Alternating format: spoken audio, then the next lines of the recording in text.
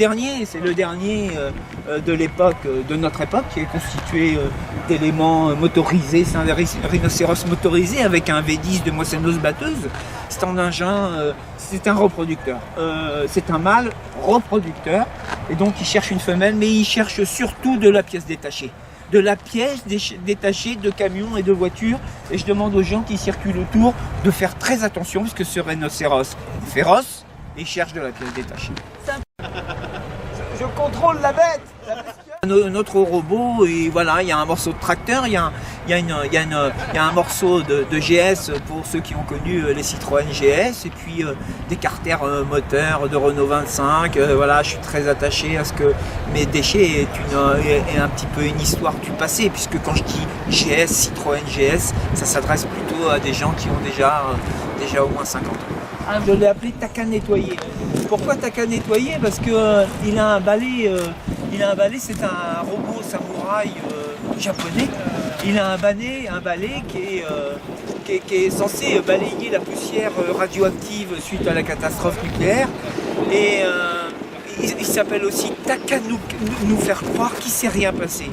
Parce qu'on est en train de nous dire que non, il n'y a rien eu, et que tout a été balayé, et que tout est propre. C'est une manière de dire que on n'a pas la tête dans le sol, et on est très au courant de ce qui s'est passé.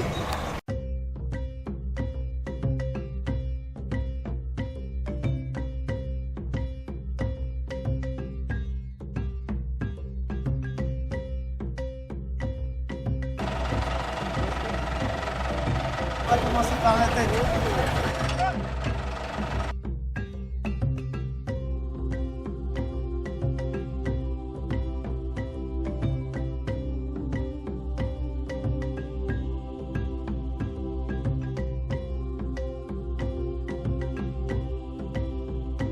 D'une bétonnière. Dromado-bétonnière. Et c'est un dromado-bétonnière, c'est une arme de reconstruction massive. Parce qu'il y a des pays du Moyen-Orient qui ont été complètement détruits par la guerre.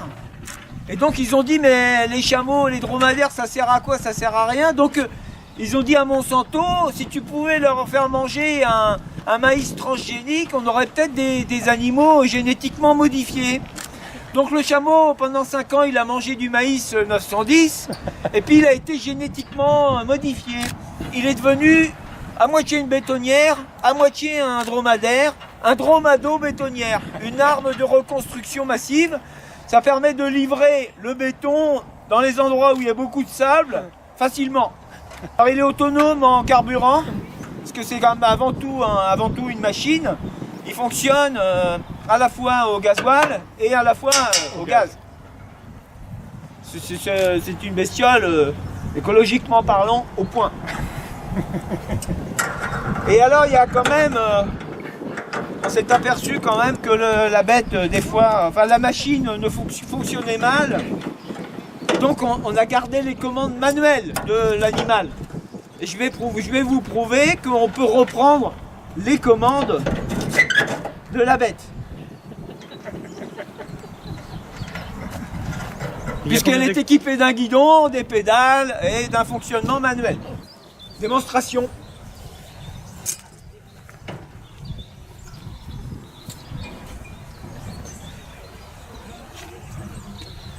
Donc le chameau est équipé d'un siège, de pédales et d'un guidon. Ça permet quand même de reprendre les commandes sur l'animal quand il commence à déconner, parce que le maïs transgénique, voilà, ne certifie pas à 100% un fonctionnement automatique. Il y a des fois je m'aperçois que je suis un peu dingue à raconter ces histoires-là. Non mais elle est belle. Elle est belle quand même. Ouais. Donc il y a des pédales et tout ça, enfin c'est pratique. Les gamins de la Garnache vont certainement monter dessus. Pour faire le buzz sur internet, évidemment, celui qui va s'installer ici va faire le buzz. Ben, c'est ce que je fais là. Mais ils vont peut-être tomber, faut leur dire. Ah oui.